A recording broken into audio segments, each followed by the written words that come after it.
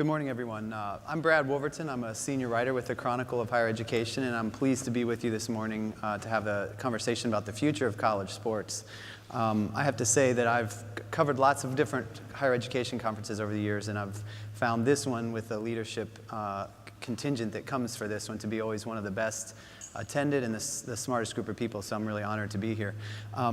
Next year will be my 10th year covering college sports issues at the Chronicle, and I've both studied the enterprise closely and thought about it a lot since I was in college. I went to Indiana University, and when I was an undergraduate, I worked in the sports information department, and have to admit that besides the journalism program, one of the reasons I went to school at Indiana was because they had a great sports program. And back in the late 80s, early 90s when I was there, Bob Knight was a basketball coach, and I remember one of the first weekends that I was a student assistant in the sports information office, I literally bumped into him in the elevator, and this was a guy who was bigger than life on television and even bigger in life. He's like the size of a bear in person, and I watched as when he walked around campus, literally the sea just about parted when he would walk through places.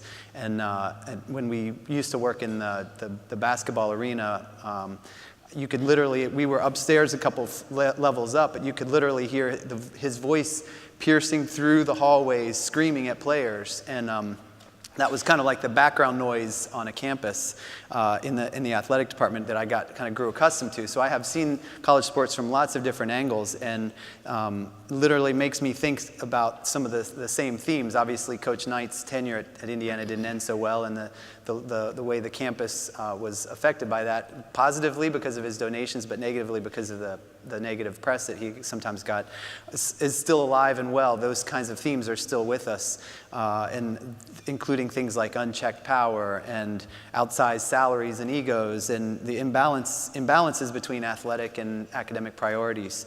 I'm here today to introduce a panel of esteemed guests, starting with Jim Delany in the center of the room here, who's called by many people to be the most powerful person in college sports. He's worked with his presidents and chancellors to create a television network that brings in hundreds of millions of dollars a year for his member universities. He's led expansion of an already powerful league into the East Coast markets, and he's been at the forefront of changes to reset the power structure of Division I. The two college presidents here to my immediate right, who represent kind of in some ways, not the extremes of Division I, but certainly the top and the strong middle of college sports programs in the FBS level. I'd start with President Machen, two away from me here, from Bernie Machen from the University of Florida, who oversees one of the biggest athletic departments in the country with about a $130 million budget. I tailgated with some of his people a few years ago working on a story. The Gator boosters are a lot of fun, but he's really lucky to have these people because they give him so much money he can name stadiums after them. So he lives in one end of this world. He started I believe it was a lacrosse program a couple of years ago. Maybe it was women's soccer. What was more recent, Bernie? Lacrosse. So lacrosse, and before he played his first season, his team was ranked #1 in the country. That shows you the power that a school like that has. Steve Ballard is the chancellor of East Carolina University to my immediate right here. He has had a lot of fun and a good run this season as sort of a Cinderella in college football. His team has been one of the best. Works with about a $38 million budget, roughly, and tries hard to beat up on the big guys and sometimes pulls it off. His challenge is, I think if I didn't read this incorrectly, that nearly 40% of his money comes from state subsidies. So you have completely, in some ways, opposite ends of the spectrum in terms of what you represent up here. Greg Byrne, next to Commissioner Delany, has been involved in some of the highest level discussions in the changes in college sports that we've seen with the move to the new governance structure in Division I. He's part of an NCAA panel of Mark Emmert's, where it's a leadership advisory team. He's one of the few people that I've found who's sort of willing to call a spade and stand up and take a stand when it's needed. He also represents sort of a new wave of athletic director. He's very active on social media. He can tell you a little bit about that and how that has helped and maybe not always helped his life. And finally, I would like to introduce Joe Potuto, who is the faculty member who has been a longtime faculty athletics representative at the University of Nebraska, and also just a person who has, as a former chair of the Committee on Infractions, has overseen some of the toughest cases, including academic fraud. And she's a sort of student and writes very thoughtfully. And I have to keep her contained a little bit today because she likes to talk a lot. But she's on Twitter too, and she manages to squeeze more characters into Twitter than I think 140 characters really allows, with abbreviations. You should follow her. I'm going to start off with UNC since it was the biggest news last week, and since I think the report really shined light on some issues that have percolated in our world for a while, and I think we have a couple of people on this panel. Commissioner Delany is an alum of UNC. I wondered, when you read the report, Jim, what was your takeaway from the findings? Well, I think it was, very disappointing and very humbling in many ways. I was a student athlete as well as a person who holds 2 degrees from the university. And, it was a really devastating kind of report. It was an independent, arm's length investigation that showed over a long period of time that the academic process had been corrupted on behalf of numerous student athletes and students as well. And I think the chancellor said it was a failure both in the academic sector as well as the athletic sector. So I think the report speaks for itself. It's devastating and it's an indictment. And I think it's a good warning to everybody to pay careful attention to a variety of issues, including clustering and academic advising, and also introducing students who either are not interested or unprepared. And so it's a terrible thing to happen to a university, and I think it's affected all of us who hold degrees and all of us who care about intercollegiate athletics. So they have a lot of work to do. I know a lot of work has been done, but that will divide a community, and the pain associated with that is significant. So, it's not a happy set of circumstances, but to me, it's moving forward. They'll have to re-earn the trust because a lot has been lost. Chancellor Ballard, you were a dean at UNC years ago. Not me. No, sorry. Maybe I misread a bio, sorry. I'm thinking, I wanted to ask Chancellor Ballard about, you've put in place some institutional controls that have sort of, you said, helped better align academics and athletics. And could you tell us a little bit about some of those? Sure, and I agree with Jim's point on the nature of the issues at Chapel Hill. We had an academic fraud case at East Carolina in 2010, and I think as punishment, Erskine Bowles then made me chair a committee for the entire state. But it was an excellent committee that looked at all Division I sports across North Carolina. And a couple of things I think really stood out in that report. One was that the risk of a multi-billion-dollar entertainment industry can be pervasive. And if you don't believe you have any risk, it means you're probably not looking very carefully at all the places you need to look. So following our own academic scandal in 2010, academic fraud case, and then this report, we've really done 3 things that I think are just the beginning, the foundations that everybody needs to do. One is, as chancellor, I get actively involved in the hiring of all major coaches for 2 reasons. First, primarily, is there are some people that we don't want to be at our institution because of their past history or because they're not prepared to think about the risk. And secondly, I've found, especially with our football coach, Ruffin McNeil, I started to build a relationship on his interview time at the institution. And the closer we became and the more he understood the kind of questions I was going to ask and the more I understood what was driving him, the better relationship we've had. And it's been much easier for us or one of my administration to call up Ruff and say, you can't play X athlete or we can't recruit Y athlete because we understand each other. So that presidential involvement, which can be in many areas, I think is absolutely essential. Secondly, all of our athletic sports, we have 19 sports, have gotten used to an enterprise risk management approach where we look at every element of athletics and ask how well it's tied into the academic side. So they know that probably every year the internal auditor will be looking at some aspect of athletics. We have an enterprise risk manager that asks a lot of hard questions. Everybody hates him when he shows up at their door.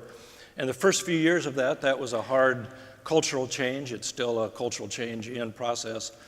But I think the value of that now is that everybody understands that we don't just look at athletics, we look at our medical school and Title IX and numerous other instances, but everybody's gotten used to the absolute value of being proactive in those kind of questions.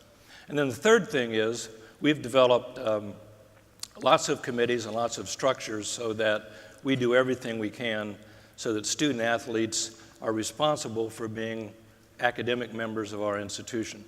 One of those is called the Academic Success Committee.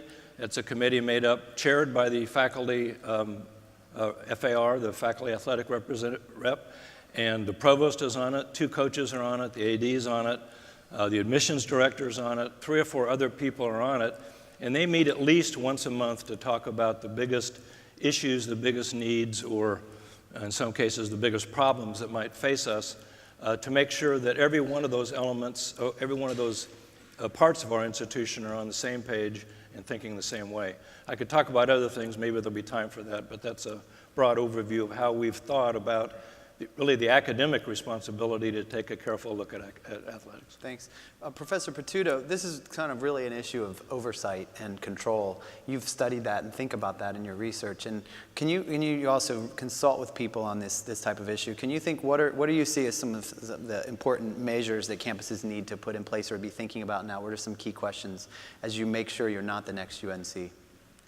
It seems to me there are a couple of things that if you look at the crises that have happened on many of our campuses today, whether infractions, rules violations, or other kinds of conduct, there are a couple of things that stand out.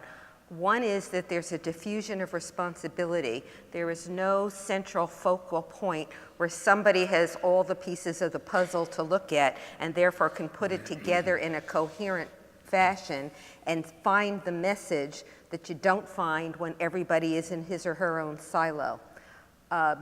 The second piece of it, it seems to me, is a sense, and it's certainly not exclusive to university campuses, either that we've got good people and it can't happen here, or we can use the same mechanisms of control that we use everywhere else on the campus and they'll be adequate for athletics.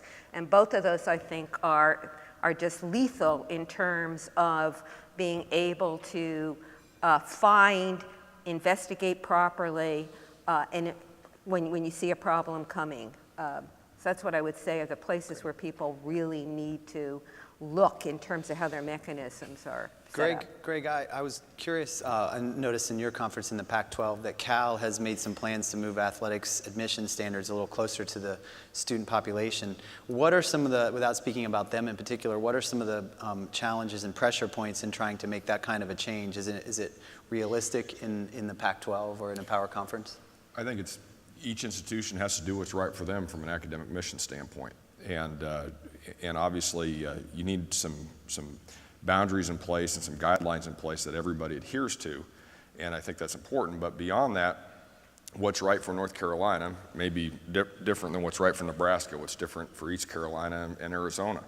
And there's leadership in each of our institutions, there's governing boards, there's parameters in place that are going to help define that. And I think to have athletics fit into that culture is an important part of your university mission and what you do. And so I don't know if it necessarily needs to come from the center, so to speak. There has to be some basic guidelines, but beyond that, I think it's important that we ask our universities to make sure they're having athletics departments and admission standards that fit well with the rest of the university. We've had no shortage of issues related to, like in the news lately, if you think about sexual assault, how much of a challenge it is to think about this issue and deal with it through policies and reaction. President Machen, you've been in the forefront of sort of taking charge in this area recently. One of your players was accused of sexual misconduct, and you took some early steps to get ahead of the problem. Can you describe, if you can, what happened in Gainesville and what went into your decision to get involved when you did? Well, it wasn't just a football player, it was our starting quarterback. Okay, so the visibility was there. We have a collective approach to dealing with crises that are of this nature. And as soon as the report came across to our police department, we activate our system immediately. So I was in the loop literally an hour after the report had come in. And we have also done some modeling of what we would do. So this wasn't a strange situation for us. The other thing that was really helpful is that the athletic director and the football coach were totally in support of the strategy that we took. So this was not a model where we had one group wanting to do this and one group wanting to do that. We all knew what we had to do. So if you haven't had this problem come your way, you're lucky, and I hope it never does. But the lesson we learned was that the advanced planning, the fire drills, if you will, really paid off for us, and it enabled us to truly be proactive in a situation that was ugly from every side of the story. So maybe this is just what the perception was in the media was that the president isn't usually the one who issues a statement and makes the moves. But was there something ahead of time you knew that if there was ever a situation like this that you were going to be the one who issued and made the statements and were the one in charge? You know, I get way too much credit for having my name on the announcement, and we didn't actually decide that till the very end. I didn't think it made that much difference, but apparently you media types made a big deal out of it. We knew what we were going to do. Whose name was on the announcement was something we sort of said, well, let's put your name on it at the very end. But the point is, we were all involved, and we were all proactive, and we knew exactly what we were going to do as an institution, and it just happened that my name was on the announcement when it came out. When you think about, President Machen, about the lessons you learned here and the ways to think about putting measures in place and doing things to be well, at least prepared for negative situations like this, are there other steps that you're thinking of or already evaluating, not just in this case, but? Well, I don't have to tell anybody in this room that Title IX is an evolving situation. We don't really understand it. Our fabulous Department of Education is trying to almost make rules on the fly, and so you have to stay very alert to what the current strategy is to deal with what the Department of Education says is the right way to go. And I don't think we're going to be done with this for a long time. But I do think the issue is so important that it merits the presidents of the institution being engaged in the discussion. One of the biggest themes that we've seen this year, if you think back on from the beginning of the year, is the issue of athlete rights. Whether it was from the O'Bannon case involving a former star basketball player who's with a class of people sued for more of a share of revenue from the commercial use of their images, to Northwestern University's football players unionizing, to concussion lawsuits and an NCAA settlement in that area, to questions of stipends, guaranteed scholarships, lifetime educational benefits, things that are all in the potential works within this new governance structure. Jim, a couple years ago, you made some public comments about the Big Ten. If some of these things were to happen related to pay for play or athlete compensation, then maybe the Big Ten would just go to a Division III model. How do you feel about things now? You know, I feel in a similar way. I probably wouldn't use Division III model as the right example of what might occur in the future.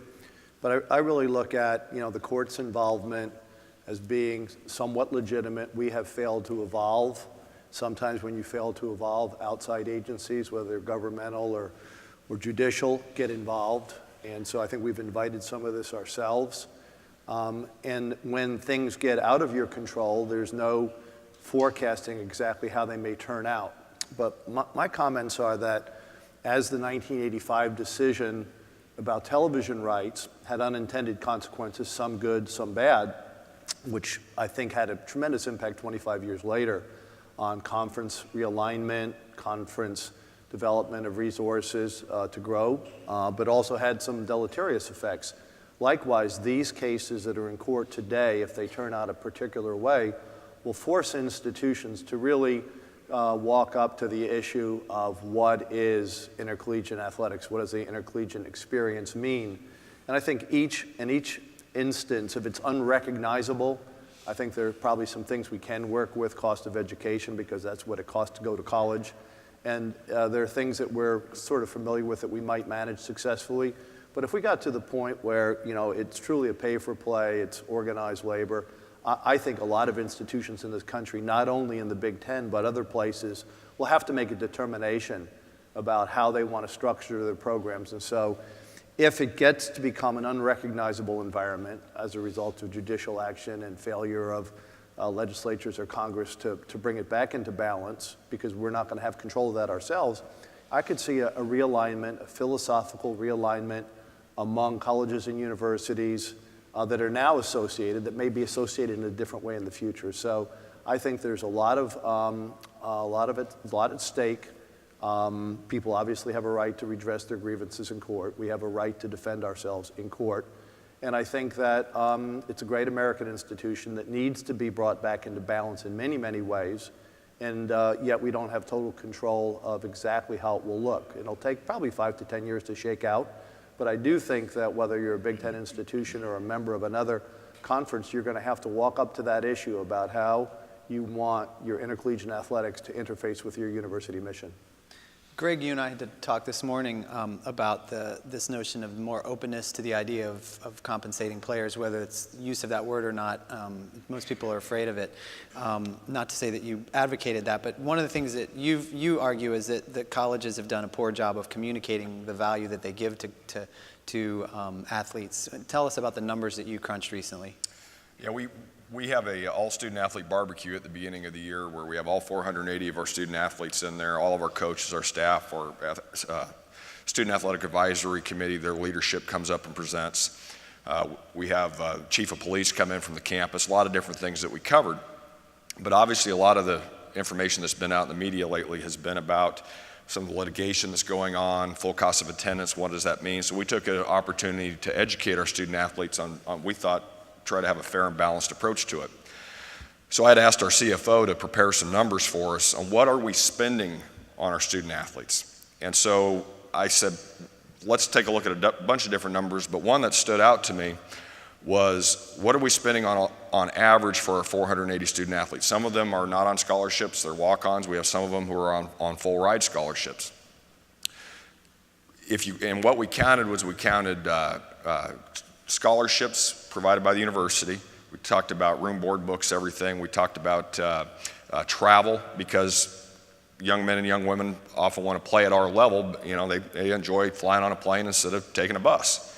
And we didn't count $1 of salaries in there, but we also included academic support and other things, but not $1 of salaries. We averaged $83,000 per student athlete per year that we spend on their experience. I didn't know that was the number until we crunched it. Then if you think about it, where some of our sports charter to their events and such, and then you have young men and young women on full ride scholarships, it easily gets into the $125,000 to $150,000 a year that we're spending. So I told our student athletes that, and a lot of them came up to me afterwards and said, I had no idea. Because some of the times what you're seeing out there in the messaging is that you'll hear the media say, well, the kids aren't getting anything. Everybody's getting rich off of this except for the student athletes. I disagree with that. And I think it's important as we're going through all the things that Jim was just talking about and the decisions that are going to be made, some of which are in our control, some of which are out of our control, that I hope that some good common sense can come about to make sure we can still offer those opportunities. Our model is one that you don't see at, certainly at Florida, at Arizona, at Nebraska. We have two sports that make money, football and men's basketball. We won the World Series title in baseball a few years ago. We lost $700,000 that year in our baseball program. But we believe that there's value in offering these opportunities, and there's countless stories that I think as institutions, as conferences, that we can do a better job of, and I'm looking at Arizona right in the middle of that, we can do a better job of telling that story and understanding the impacts that NCAA college athletics, the $2.7 billion a year in grant and aid that's awarded to the student athletes, and talk about what those stories are, because they're really good. And we have made mistakes. There are flaws that we have done, and we've inflicted those wounds ourselves. At the same time, too, I still believe thoroughly that over 90% of what we do in intercollegiate athletics is really good. Well, that is funny. My boss used to tell a story about, because people complain that you write the story about the burning building all the time, but that's the story people are interested in. So that's, I'm not sure you're going to get that message through, but it's an interesting argument to make. Joe, do you think players should be played? Do I think? Players should be paid. Yeah, I don't think we should move to a model of pay for play in terms of the federal labor laws. I do think we should look seriously at allowing individual student athletes to go out on the market and see what their name, likeness, value is worth, in the same way that Emma Watson from the Harry Potter movies could have been in an amateur theatrical at Brown and yet still make movies. There are issues in there, and they're big ones, that in which athletes really are different from Emma Watson, and one of them obviously is the competitive environment, and the other is there's no Brown booster that I can think of that would pay $1 million to have Emma come to Brown just to be in an amateur theatrical at Brown. But I think it's worth thinking about. And I do think, I agree with Greg on the communication of what athletics does, but I have two observations about that. One, if I'm the athlete on the football team who is helping make the money that covers everything else, at some point, I may still not be persuaded that the right way to do it is I'm contributing to paying for everybody else, but I'm not making what I think I'm worth. And the other is, if you think about 85 or 90,000 per student athlete, and we're talking about integrating athletics back into the greater campus, whether that fits the model for what we're doing for all students on the campus. And those are some of the stresses and places where we really, I think, need to think about what we're doing and whether and where we need to recalibrate. So my question in this, I was going to ask President Machen this, but what sort of fallout do you see from a model where more money is going to players? Well, it depends on how you handle it and what it means. I think it can be managed. Number one, our conference and our institution talks about all players. We're not talking about just football players or football and basketball players. So it is the whole intercollegiate cohort that we're talking about. We also have reaffirmed as a conference and as an institution that we believe in the collegiate model.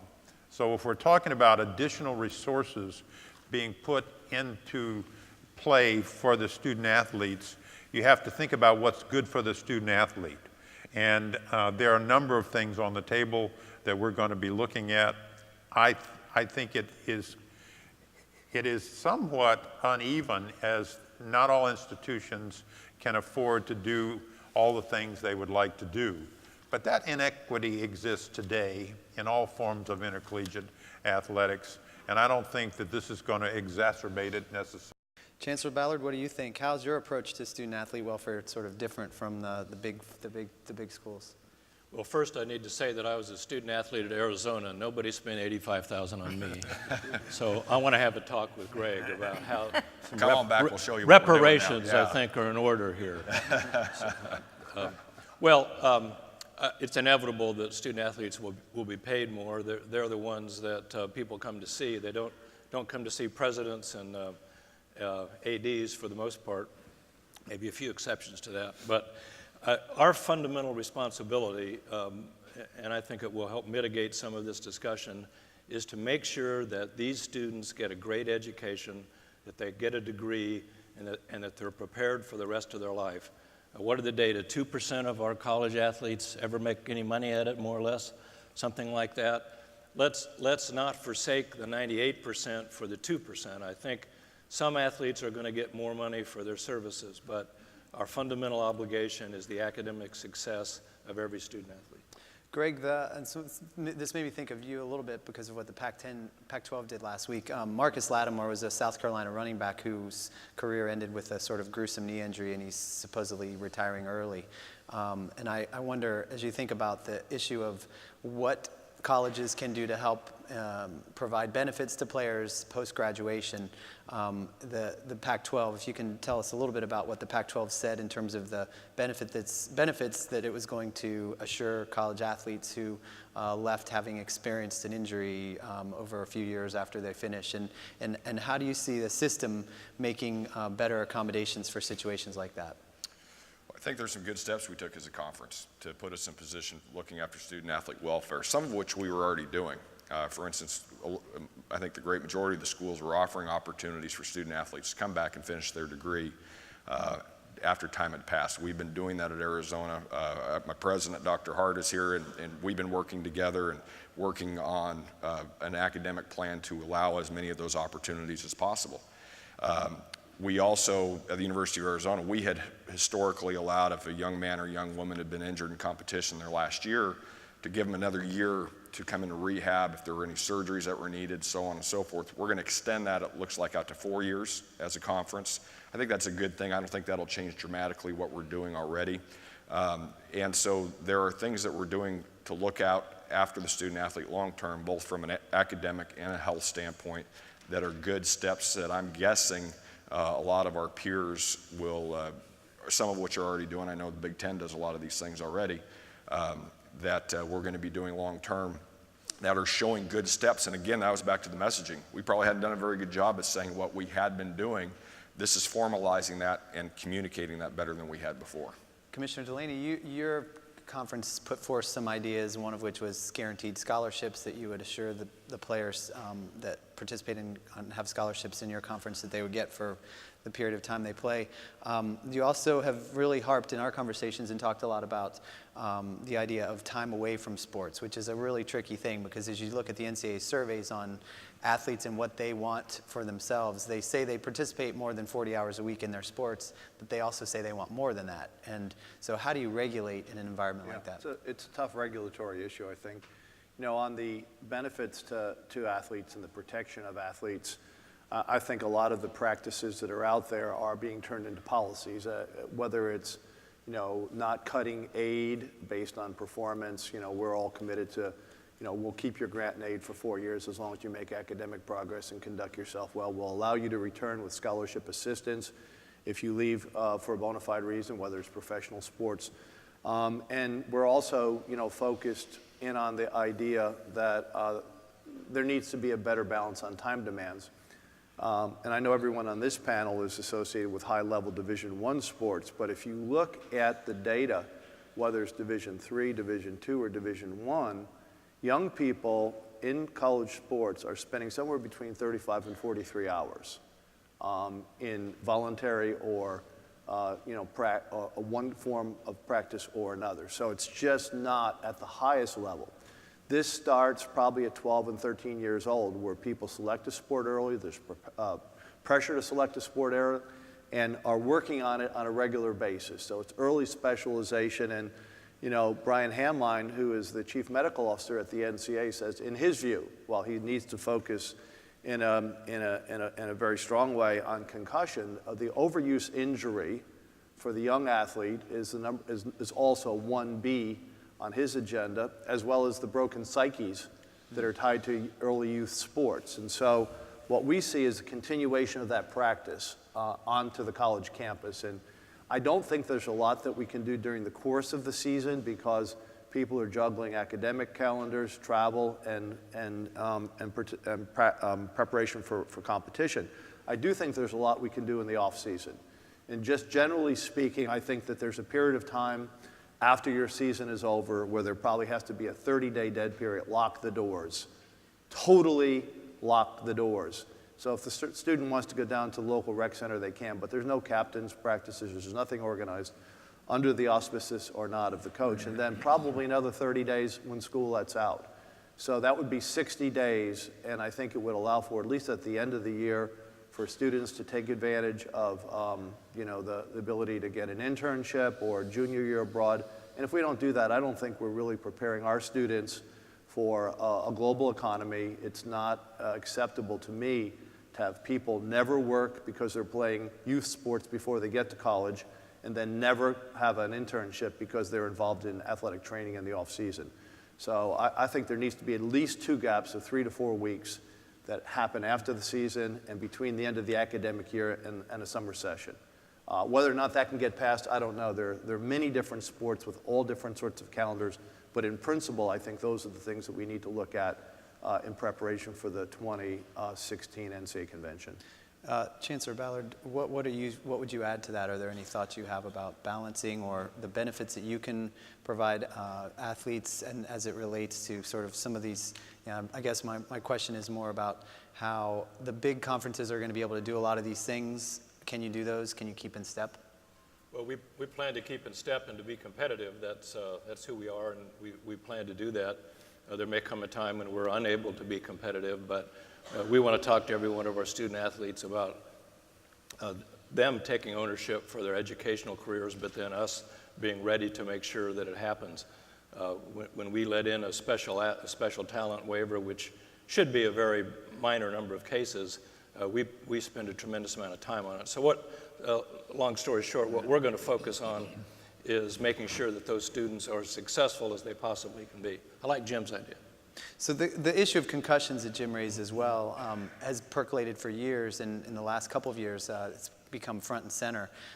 Greg, last season, maybe the year before, you had a player who got sick on the field in football. I think it was your starting quarterback. We have these high-profile cases with the quarterbacks. So he gets sick on the field, and he's vomiting, and the television announcers, it's on national television, are saying, whether this guy got hit so hard he should be taken out of the game. Does he have a concussion? And we've seen incidents like this in recent weeks that have, I would argue, led to the departure of athletic directors. Greg, you didn't lose your job over a situation where a kid went back in the game.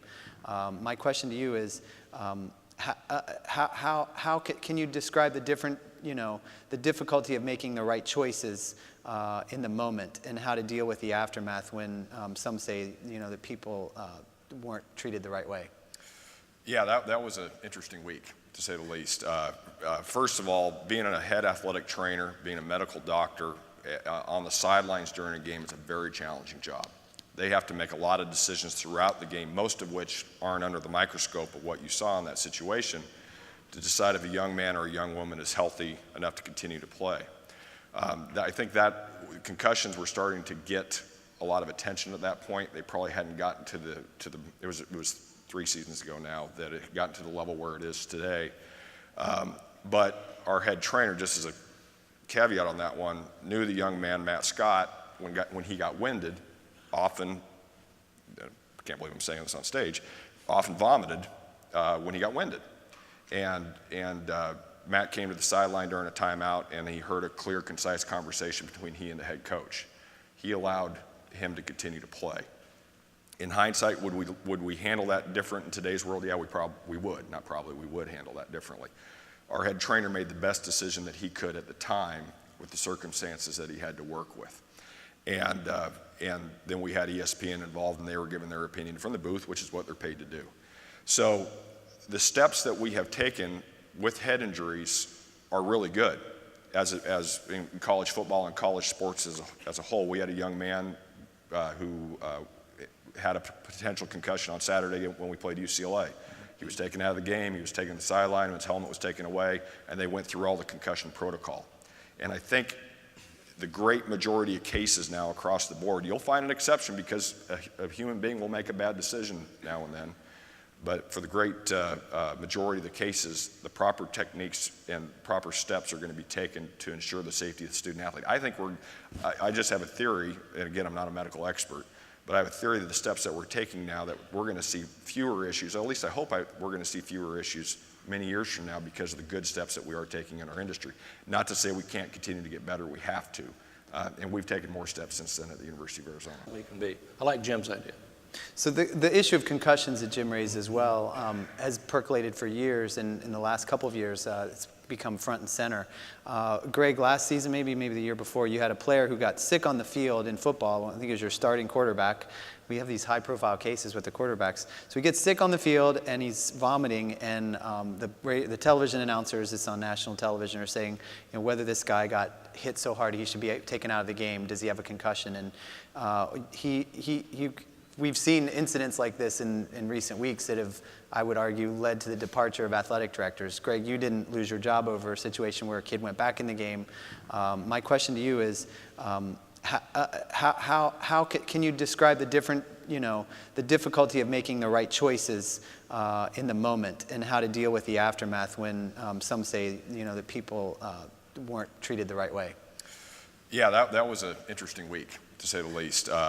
First of all, being a head athletic trainer, being a medical doctor on the sidelines during a game is a very challenging job. They have to make a lot of decisions throughout the game, most of which aren't under the microscope of what you saw in that situation, to decide if a young man or a young woman is healthy enough to continue to play. I think that concussions were starting to get a lot of attention at that point. They probably hadn't gotten to the it was 3 seasons ago now that it had gotten to the level where it is today. But our head trainer, just as a caveat on that one, knew the young man, Matt Scott, when he got winded, often, I can't believe I'm saying this on stage, often vomited when he got winded. And Matt came to the sideline during a timeout, and he heard a clear, concise conversation between he and the head coach. He allowed him to continue to play. In hindsight, would we handle that different in today's world? Yeah, we would. Not probably, we would handle that differently. Our head trainer made the best decision that he could at the time with the circumstances that he had to work with. And then we had ESPN involved, and they were giving their opinion from the booth, which is what they're paid to do. So the steps that we have taken with head injuries are really good. As in college football and college sports as a whole, we had a young man who had a potential concussion on Saturday when we played UCLA. He was taken out of the game, he was taken to the sideline, his helmet was taken away, and they went through all the concussion protocol. And I think the great majority of cases now across the board, you'll find an exception because a human being will make a bad decision now and then, but for the great majority of the cases, the proper techniques and proper steps are going to be taken to ensure the safety of the student athlete. I just have a theory, and again, I'm not a medical expert, but I have a theory that the steps that we're taking now, that we're going to see fewer issues, at least I hope we're going to see fewer issues many years from now because of the good steps that we are taking in our industry. Not to say we can't continue to get better, we have to. And we've taken more steps since then at the University of Arizona. I have a couple more questions, but we're going to open this up for discussion, for questions from people in the room as well, since this is such a meaty area of discourse. I'd like you to be thinking of questions you have, and then we're going to have you step up to the mics in just a few minutes here. We haven't touched super much on the issue of the escalation in spending, which somehow, because of all these other major issues, has somewhat been pushed to the back burner. What can really be done about the rise in coaches' salaries, the rise in spending at the top? President Machen? Yeah, that's a great question. You're leaving. So if you look at the last 25 years or so and the massive infusion of money into intercollegiate athletics, the amount of money that's gone to support the student athlete is significant, but it pales next to the money that we're spending on facilities and coaches' salaries. And that's one of the reasons that some of the conferences have pushed for more autonomy through the NCAA structure so that we can balance this out and actually do more for the student athletes. I'm sure you're aware that there are legal restrictions on controlling salaries, and you only have yourself to blame if you allow your athletic department to go hundreds of millions of dollars in debt for facilities. So it takes a little self-restraint. But I think the governing bodies need to be much more vigilant. I think that we need to be willing to recognize that we haven't done enough for our student athletes, and we need to have, finally, the NCAA in a position to allow some of these things to happen.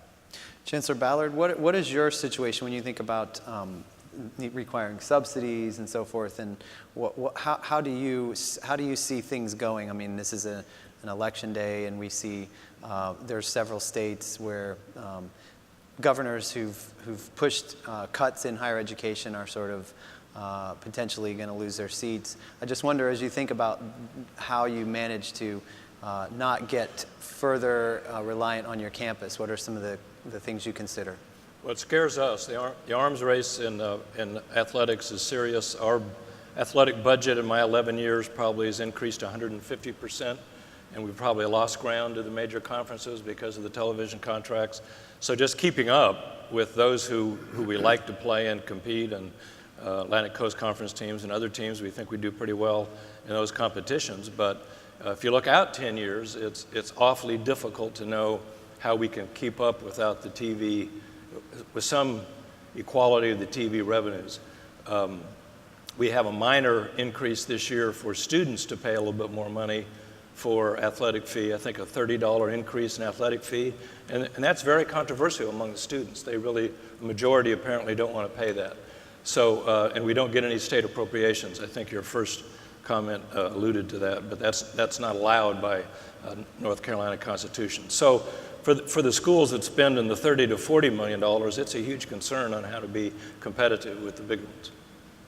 I'm going to have folks step to the mics as you're interested and you want to ask questions. You can please come forward, and we'll keep our dialogue going up here. When you think about the changing role of the NCAA, Jim, in coming years, in particular around enforcement, what do you see? Yeah, that's a good question. I mean, I think that the enforcement division is very much challenged in the world that we live in. I don't think there's any quick fix. I think it deserves a lot of study. I'm working with a group of people to take a look at it, and I know that over the last 30 years, there have been a variety of reforms and restructures, but essentially it stays very similar to what it's always been, which is it's an administrative process. It relies on institutions to cooperate. Many of the bad deeds that you hear about are done surreptitiously. They're done in the shadows. And it's, from an evidentiary standpoint, very difficult to get your hands on the evidence that might sustain a serious charge. But yet, there's a lot of cynicism and skepticism because there's a lot of rumor and innuendo that you're sort of unable to prove. And so when a case is brought, even if the case is not proven, there's an immense amount of institutional damage done. When the case is proven, then there's a great deal of damage done, but also there's a final resolution. So there's so much that plays out that's not good for the institution, and many of these regulations are not coming down from top of the mountain. In other words, they're regulations that are intended to keep the level playing field, similar. So as I thought about this, I think we need mechanisms that protect the institutional reputation when it deserves to be protected. There should be a presumption that institutions are operating in control of their programs until it's proven that they're not. I think that mechanism has been used too loosely over the last 10 or 15 years, puts institutions on the defensive. At the same time, we're not able to get at what I would describe as the common violation, the jaywalking, the speeding ticket, where people are playing fast and loose with rules that you should be able to follow. So I would like to have a two-tiered approach. One tier that is much more effective in a fairly summary fashion to get at bad actions that are performed by coaches. It's called in police work the broken windows theory. Take care and clean up what you can do and do it in a quicker, more summary fashion. And on very much more serious charges, I think that you have to provide institutional protection at a certain level. And if you have the case, try to prove it. But I think we have done tremendous damage to institutional reputation while we've been unable to prove many of these cases. So I think it's going to take some time to work out, but I think it's very much deserving of a very deep and serious review, because what we have now, in my view, doesn't have the kind of deep support by institutions that's necessary to keep it sustainable going forward. And we do need a regulatory function that enjoys the success of the members. And I think for one reason or another, that is not there for now. Do colleges, Jim, want the tough love, the sort of the cop treatment? Do they? Is it? I think in many cases that the notion of the cooperative principle is not a robust institutional response. I think that there's what I would describe as legal compliance with that notion, but institutions by their very nature are going to protect their reputation, and I think it's appropriate that they do provide a defense of their institution. So there's a limitation how revealing institutions will be when put under this kind of scrutiny. And that's why it's important, I think, to look at other mechanisms that might allow the NCAA to become more effective in gathering information, because I don't think that it's natural for institutions to lay down supine and simply roll over in a regulatory case. It's not going to happen. It's not the normal position that presidents and board of trustees take. It's exceptional when they bring in someone and turn over everything and say, have at it. Moreover, there are people in the system, whether they're third parties or whether their coach has gone astray, who make it, and I don't think it's the majority, but who make it their business to try to keep things as private as they can when they're doing things that aren't within the regulatory system. So that's probably more than you want to hear, but we do have work to do in this area. It's actually not more than I want to hear. I have one more question for you, because Jim was a former NCAA investigator, right, years ago? And he's also head of this working group to try to reinvent or rethink what we do with enforcement. And I think it's right at the forefront of some of the key challenges the NCAA faces. Jim, in yes or no answer, and I know this is a little bit early, but do you think we'll have an outsourced NCAA enforcement? In part, we may. Joe, you've seen it from another side as someone who's worked on the Committee on Infractions. What needs to change? Well, in large part, I agree with Jim, but I think the devil is in the details, and I'm not sure in the details we'd end up agreeing. Fundamentally, the system is adversarial, but it's not. And I say fundamentally it's adversarial because when an institution is in front of the Infractions Committee, the institution is defending violations that have been committed by its student athletes, its coaches, its staff, and others. And yet we say that the enforcement staff operates cooperatively with the schools to find the evidence, even though the enforcement staff sits there and brings the allegations and supports the evidence that shows the violations that occurred. So it seems to me right now it is a model that is neither one nor the other, and it serves neither role sufficiently. What should come? I do think there needs to be not only a deep assessment of what's going on and what might work, but what the member institutions in the NCAA actually want. You asked a moment ago, Brad, whether people want strong enforcement. I will tell you from sitting on the Infractions Committee, they absolutely do, unless it's their university in front of the committee, and then the view changes dramatically. We have got to decide if we want to get at cases, then we have to agree we're going to go after it like gangbusters, and we're going to be aggressive, and we're not going to be cooperative with the schools. If we want to maintain a member association where people act in a relationship with each other and that matters, then we have to agree that there are going to be some violations we won't find. And I guess my last comment will be, everybody talks about if we had subpoena power, this would fix it. I really think that's a very simplistic picture of what would occur. One, I think it's inappropriate for a private association to be issuing subpoenas to people who have no association with the university. And that means a lot of people out there with information that talk to the media and won't talk to the NCAA. But my own view is the NCAA shouldn't be able to force them to talk on a threat of going to jail if they don't cooperate. The other thing is, with subpoena power, you have to have a basis of information before anybody would allow you to issue the subpoena, and it's getting that background, that first level of information that may be the hardest to do. People, come step up, join the conversation. I'll take it as a compliment that we're covering a lot of ground and doing it well thanks to these panelists, but I would love to have some interaction. Yes. I'm Marcy. Let me first identify yourself and then ask your question. Yes, I'm Marcy Williams from the University of Massachusetts. However, I was at Michigan State University for 25 years and have been at the University of Massachusetts for 20 years. And I mention that because the question involves the members of the Board of Trustees. In Michigan, the trustees are elected in a general election, and in Massachusetts, the trustees are appointed by the board. I would be interested in hearing you talk about the challenges, shall we say, or the issues involving boards of trustees and the whole question of athletics on your campuses. To make it easier for you to respond, don't talk about your own campuses, but what you hear from from a colleague's campus. Thank you.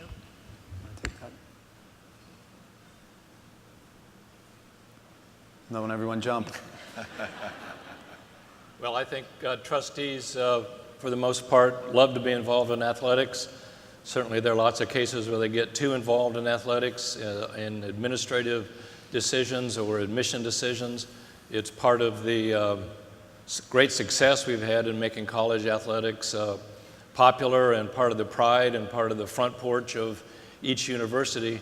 There is a big tension there between what the trustees' legitimate policy-making role is and should be compared to what their personal interests are. And it's something that we deal with almost on a very regular basis. Next question. Hi there, I'm Ashley Stokes at the University of Hawaii. The question I have has to do with the public really seeing the value of athletics, and not all programs have the success necessarily of being national champions in a lot of different areas, and so the faculty and sometimes communities may not always understand the value that athletics can bring to the student athletes, the student body, and to the community. And I was just curious about that. I was at LSU before. I saw the direct benefits of having strong athletics, but I just wanted you to speak to that.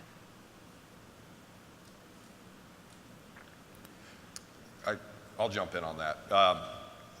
I think there are very few things in our world or in our society in the United States that brings people together like sports. And as a nation, we've said that provides value for us. We've said that provides something that people can invest in and be a part of. Each community, each state can be very different. And some of at LSU in Baton Rouge, obviously that university is at the center of the community, and it brings people throughout the state together throughout the year. And it's important to manage that within a framework that works for the university, for the board of trustees, for the president of the university and leadership. And at the same time too, it's something that if managed properly, can have a real united feeling for your university, for your community, for your state, that I think is extremely valuable. My dad was the AD at Nebraska for 10 years, worked with Joe. And there's very few things in Nebraska that brings everybody together like that. And I can biasly say that, in my opinion, that's a good thing.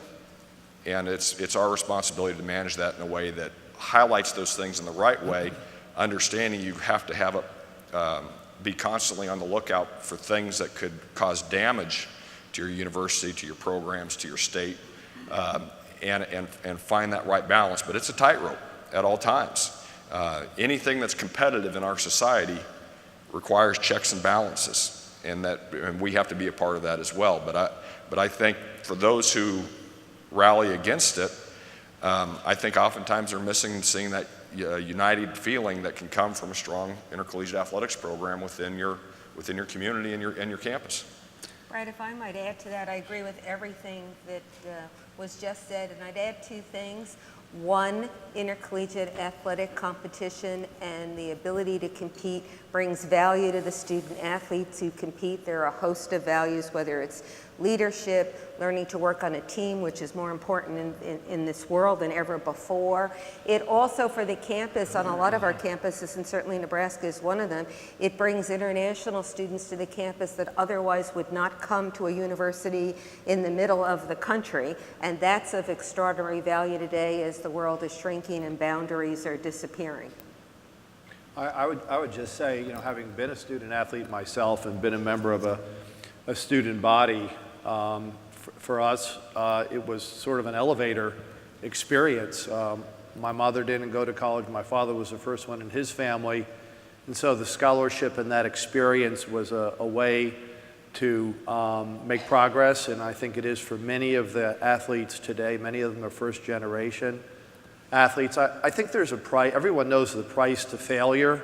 Most people don't understand the price to success. In many ways, intercollegiate athletics is paying a price for its success because we haven't evolved to improve the checks and balances to make sure that it's appropriately placed on our campuses. It's been so successful in the last 25 years for a variety of different reasons, and I would really hope that we would think about some of the things that used to be involved in intercollegiate athletics that are no longer involved, and that is, you know, our students are immediately eligible to enter into this focused competition. Some of them, many of them are prepared, some of them are not prepared.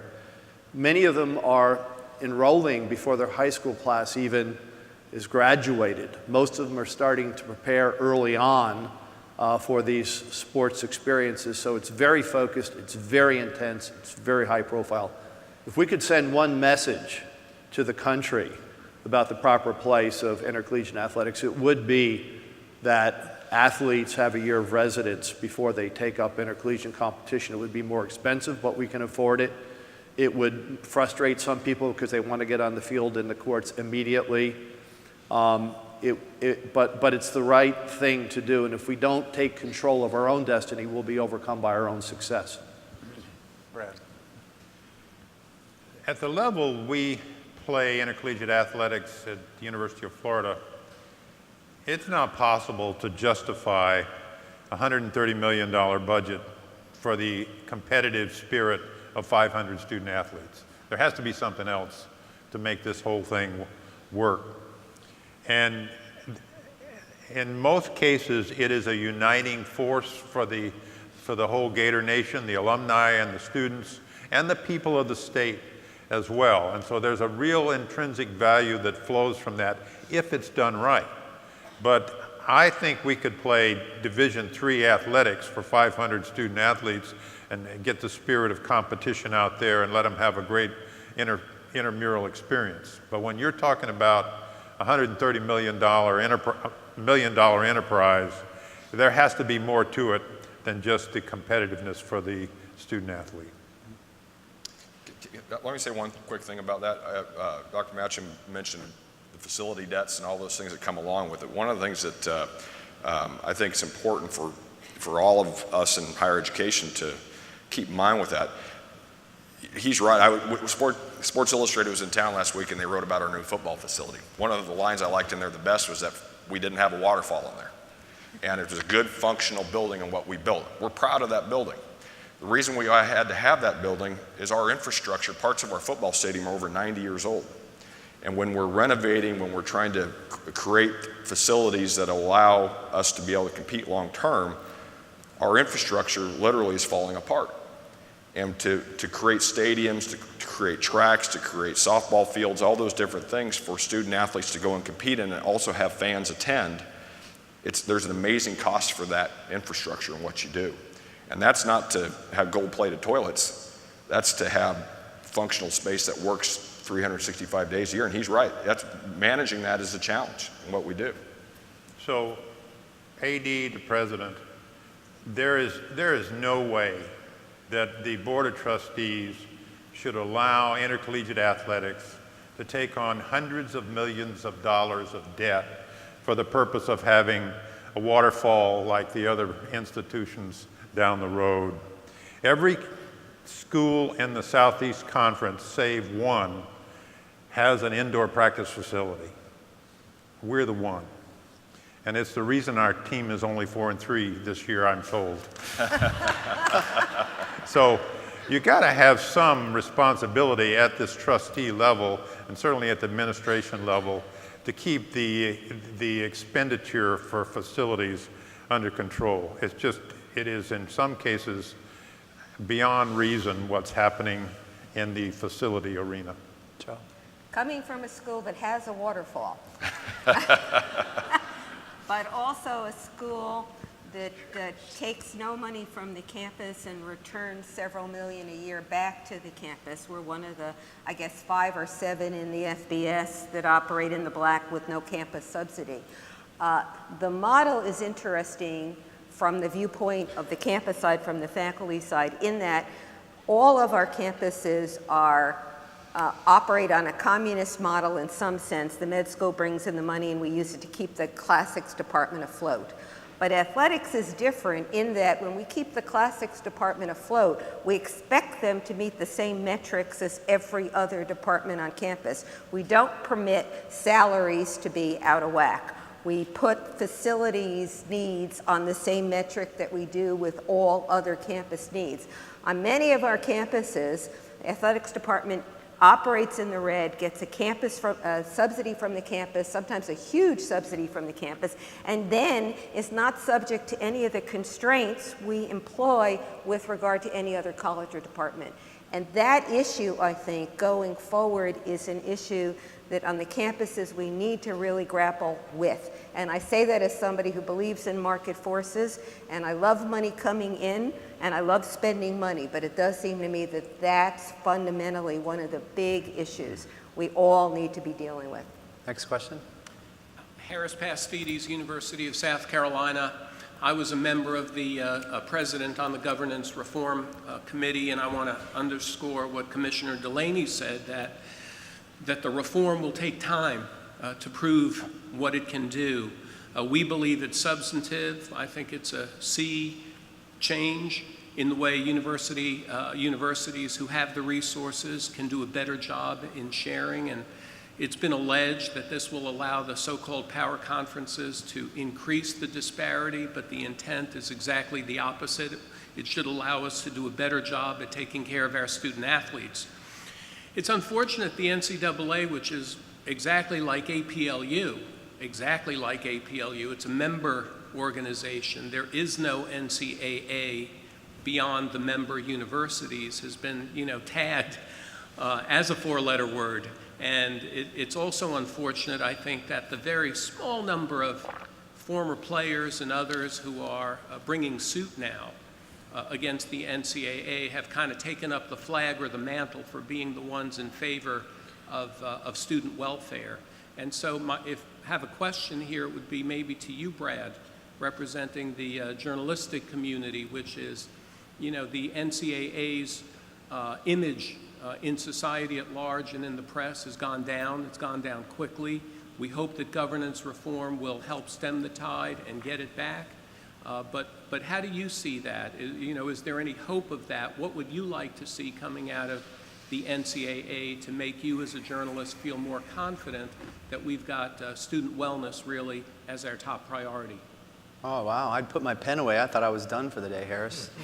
I think there's a leadership problem at the NCAA, and if you could resolve that, then I think it would go a long way toward making people in my seat understand that somebody and that the right people are in charge and that there's a direction that makes sense.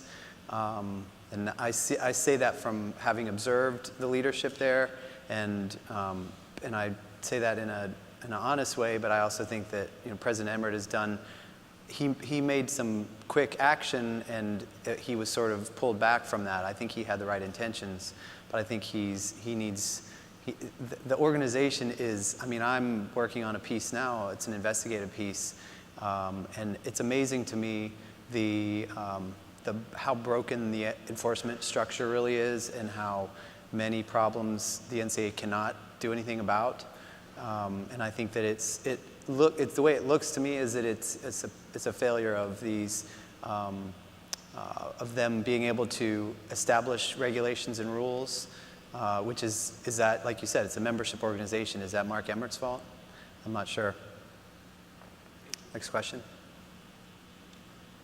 Larry Grabo, University of Kentucky, that place where we bring basketball players in and send them on to Nirvana.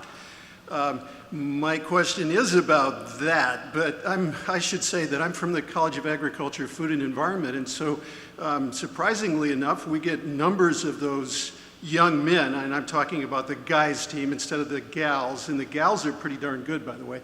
But we see those guys in our classrooms, and so our students get to know generations of these students over their 4, 5, or 6 year careers. And so what I'm wondering is, for any of you, what do you think about this? Our coach has been very public about saying that he would prefer a different model.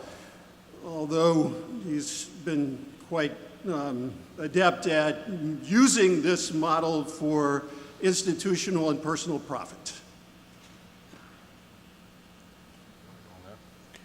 You know, I would simply say, if you could do one thing, and I think with the rules are the rules, and people comply with them, work with them, and from the outside anyway, it seems like he is working with the rules. But if I were to encourage a change, it would be that school comes first and then competition.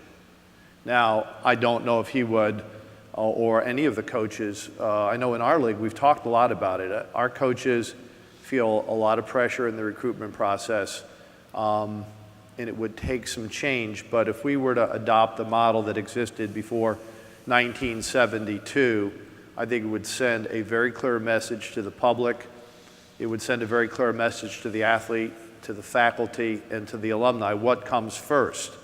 Right now, with the early admission and the subsequent departure after a year or two in school, that sends one set of messages, and the rules allow that. So I would say, you know, freshman ineligibility, which existed except for the 4 years during the Second World War and existed until 1972, has produced many unintended consequences. People are physically ready to compete. I'm not suggesting they're not.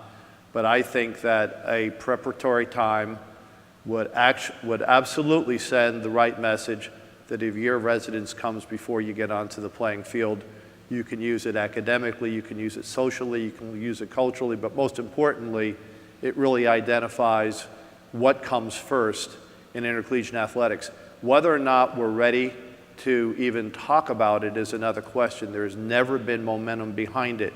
But I would say if there's one silver bullet in the quiver of reform, freshman ineligibility would be it, especially for the two sports that drive the most revenue.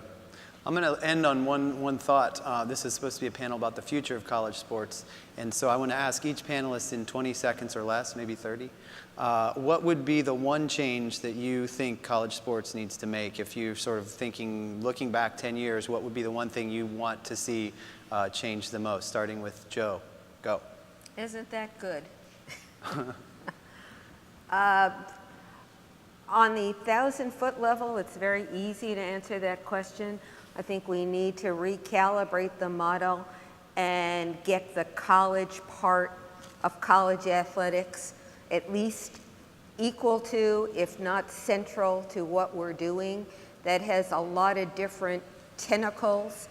And one of them is we right now, too often in my opinion, silo things into athletics issues and academic campus issues. And I think we need to get both groups talking early, bringing different perspectives to the table in order to get at how we get college back in college athletics. And I think we need to do that a whole lot more than we do it now, certainly at the NCAA level, but also on the campuses. Thanks, Joe.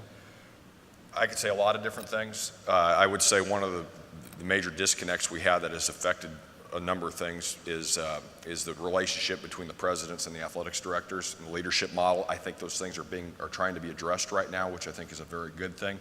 I've seen campuses or conferences where the presidents, the CEOs are very engaged with their ADs. I'm very fortunate with Dr. Hart. I talk to her regularly. But that's not always the case. And so the reconnection between the CEOs and the ADs and the impact that makes on the governance model and where we're going. Jim? Yeah, I would say increase opportunity and decrease exploitation. And I think you can do that by putting a year of residence in play, and especially in these two sports. I think it would require some additional scholarships, but I think that also enhances opportunity, and I think it puts college before competition. President Machen? If there's only one, I would increase the requirements for admission and eligibility to try to get us closer to the true collegiate student model, which would mean a lot of the people that are currently competing in Division I might not be able to do so. Chancellor Ballard? Both of mine have been said, but presidents have to be engaged, and then Jim's idea on freshmen and eligibility would be a huge positive message. Thank you very much for this panel. You guys did a terrific job today. I want to turn the panel back to Peter McPherson, who I think has a few final comments.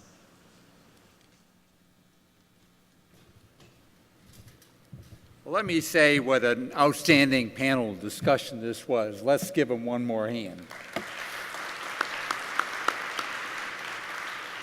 Like many of you, I've been following these issues for years, and I thought so many of the comments were just excellent. Let me wind up this conference with a couple quick comments. APLU and all of you work very hard at each one of these national meetings to identify, drive, and stimulate some key ideas that we think are important. I think our discussions throughout this meeting about partnerships is a critical matter, but I also believe that in these discussions we found so much that's happening that is informative to us all. I like, we've been spending a lot of time on increasing graduation rates, retention, and so forth. And it's very clear when you look at it this year compared to last year before that more and more schools are really doing concrete things, and you can begin to see some specific movement on retention and graduation rates. I feel, and I hope you do, that this meeting has been a very productive one, and we're pleased that we had a very large attendance. Let me also make a point of thanking some people that were so important to put this together. As you know, Gene Middleton is our Chief of Staff and who manages overall this effort. Gene is just wonderful. David Edelson was a key person this year on making sure the programs worked nicely, and I think that was a very important contribution. The vice presidents, the other staff, it's a big job. It's really a big job because it's not just putting on a meeting, it's putting on a meeting that identifies and drives a bunch of issues for the universities. So it's as much of a policy as it is a program meeting. Thank you, everybody. I'm so pleased you were all here. Have a good trip home.